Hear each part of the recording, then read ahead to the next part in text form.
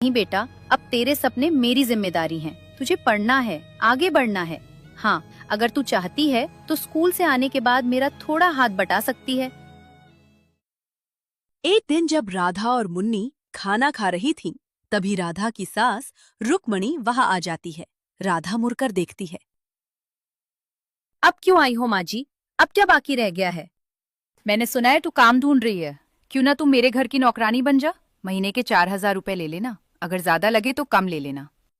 रुक्मणी की यह बात सुनकर राधा को गुस्सा आ गया और वह बोली, माँ, तुमसे ज्यादा नीच और कंजूस औरत मैंने आज तक नहीं देखी। पहले शादी करते हो, अगर पति मर जाए तो घर से निकाल देते हो। जब घर से निकाल दिया और अब घर की नौकरानी बनने को कह रही हो। अब बहुत हो गया माँ जी।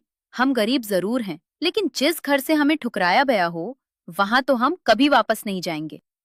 तभी मुन्नी बोली, क्यों दादी, आप ना हमें वहां जीने देती हो ना यहाँ। घर से 10 दिन बाहर क्या रह ली? जुबान देखो कैसे कैची की तरह चल रही है। इतना कहकर रुक्मणी वहां से चली जाती है। माँ, दीदी हमें नीचा दिखाने क्यों आती हैं? बेटा, जो दूसरों के दुख से खुश होते हैं वो ज्यादा दिन तक खुश नहीं रहते। थोड़ी देर में वहां सुमन आती है। राधा, कहाँ हो? सुमन की आवाज सुनकर राधा और मुन्नी बाहर जाते हैं। आओ सुमन। राधा, कोई काम मिला या नहीं? नहीं सुमन, अभी तक तो नहीं मिला। मुझे एक काम मिल गया है, लेकिन उस काम में सिर्फ 5,000 रुपए ही मिलते हैं।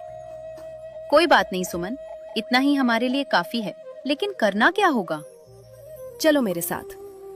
मुन्नी, मैं अभी आती हूँ। तुम घर का ध्यान रखना और अपना भी। ठीक है सुमन। ठीक है माँ।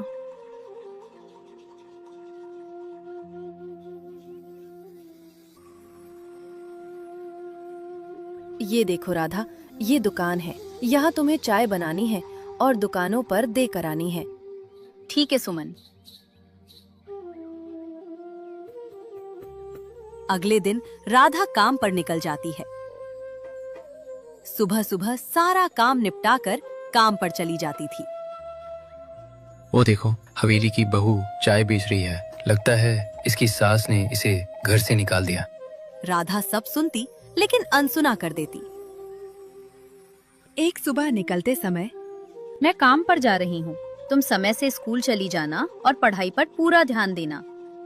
आप चिंता मत करो माँ, मैं सब संभाल लूंगी और शाम को आकर मैं आपकी भी मदद करूंगी। उस दिन स्कूल की छुट्टी के बाद मुन्नी अपनी सहेली रीना के साथ अपने घर की ओर लौट रही थी। मुन्नी, जो अगले हफ्ते हमारे स्कूल में प्रतियोगिता हो रही है, उसमें तू हिस्सा ले रही है ना? पता नहीं, अभी तक तय नहीं किया। बस इन दिनों घर का काम भी थोड़ा बढ़ गया है। क्यों? तू तो हर प्रतियोगिता में हिस्सा लेती है और पढ़ाई में भी सबसे आगे रहती है। सोच रही हूँ संभाल भी पाऊंगी या नहीं। अरे संभाल लेगी, तू इतनी मेहनती है और मैं भी तो हूँ तेरी मदद करने के लिए। सच रीना, जब से तू मेरे साथ है ना, अकेलापन दूर हो जाता है। दोनों हंसते हुए आगे बढ़ने लगी। कुछ दूर चलने के बाद मुन्नी की नजर अपनी झोपड़ी पर पड़ी। उसने धीरे से कहा, चल रीना, मुझे अब यहीं जाना होगा। ठीक है, कल स्कूल में मिलते हैं। दोनों एक दूसरे को अलविदा कहकर अपने अपने रास्ते चल पड़ी। मुन्नी धीरे धीरे अपनी झोपड़ी में पहुंची। अंदर सन्नाटा था। मुन्नी ने बैग एक तरफ रखा और तभी अपने पिताजी याद आने लगे। उसकी आंखों में आंसू भर आए।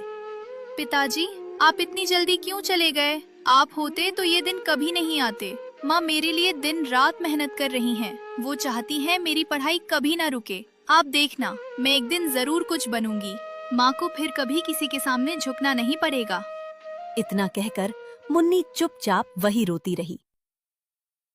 उधर हवेली में बैठे रुक्मणी और बीरेंद्र आपस में बात कर रहे थे। तभी बीरेंद्र तिरस्कार से बोला, माँ, आपको पता है आपकी लाडली बहू राधा ठेले पर चाय बेच रही है।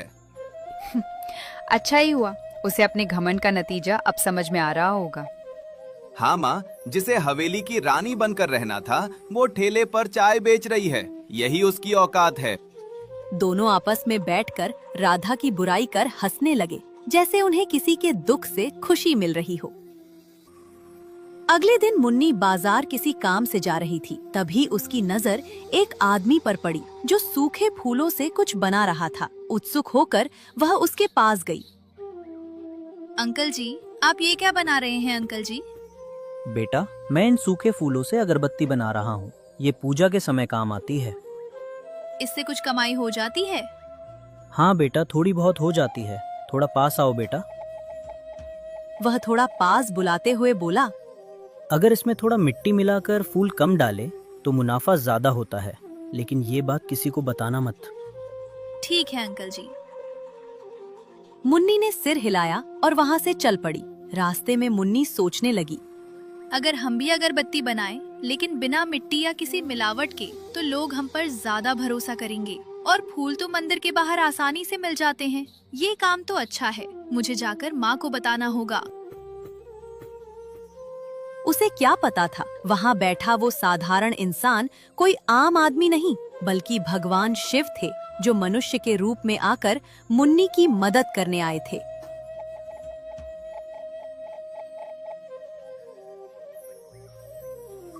माँ, मुझे एक तरीका सूझा है।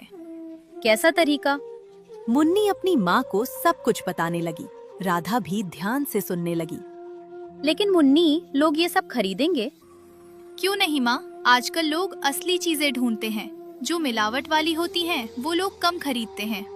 राधा कुछ देर तक चुप बैठी मुन्नी की आंखों में देखती रही, फिर बोली, तो वाकई में समझदार हो गई है मुन्नी। मुन्नी अंदर ही अंदर खुश हुई।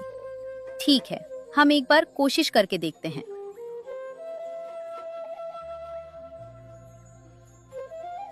अगले दिन मुन्नी सुबह सुबह मंदिर की ओर चल पड़ी और वहाँ से टोकरी में फूल भर लाती है और घर ले आती है। राधा उसे मुस्कान के साथ देख रही थी। अरे मुन्नी, लगता है मुझसे ज्यादा तुम्हें काम करने की जल्दी है। माँ, अब इन सूखे हुए फूलों का पाउडर बनाना होगा। उन्होंने उन फूलों को सुखाने के लिए रख दिया।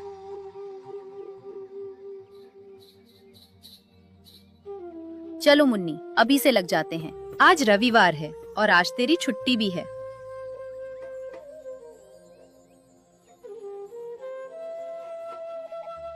थोड़ी देर बाद रीना भी वहाँ आ जाती है। मुन्नी, कहाँ हो तुम? मुन्नी को रीना की आवाज सुनाई देती है। लगता है रीना है। आ जाओ रीना, मैं अंदर ही हूँ। रीना अंदर आती है और देखकर हैरान हो जाती है। अरे, ये क्या कर रही हो तुम मुन्नी? हम फूलों से अगरबत्ती बना रहे हैं। अच्छा हुआ तुम समय पर आ गई। मैं भी घर पर बोर हो रही थी, सोचा तुम्हारे पास आ जाऊं, और यहाँ तो तुम ये सब कर रही हो। तीनों मिलकर काम में लग जाती हैं और सारे फूलों का पाउडर तैयार कर लेती हैं। बेटा, तुम्हें पता है ना अगरबत्ती कैसे बनती है? हाँ माँ, पहले फूलों का पाउडर बनाते हैं, फिर लकड़ी का पाउडर मिलाते हैं, उसमें सुगंधित तेल और थोड़ा पानी डालते हैं, फिर उसे बांस की स्टिक पर लगाकर आकार देते हैं। बस अगरबत्ती तैयार हो जाती है। कुछ दिनों में वे काफी अगरबत्तियां बना लेती हैं। चलो बेटा, अब इन्हें बाजार में बेचते हैं। हाँ माँ। बाजार में वे एक पेड़ के नीचे बैठ जाती हैं और कुछ अगरबत्तियां जला देती हैं ताकि खुशबू लोगों तक पहुँचे। माँ, मैं स्कूल जा रही हूँ, आप ध्यान रखना। ठीक है बेटा।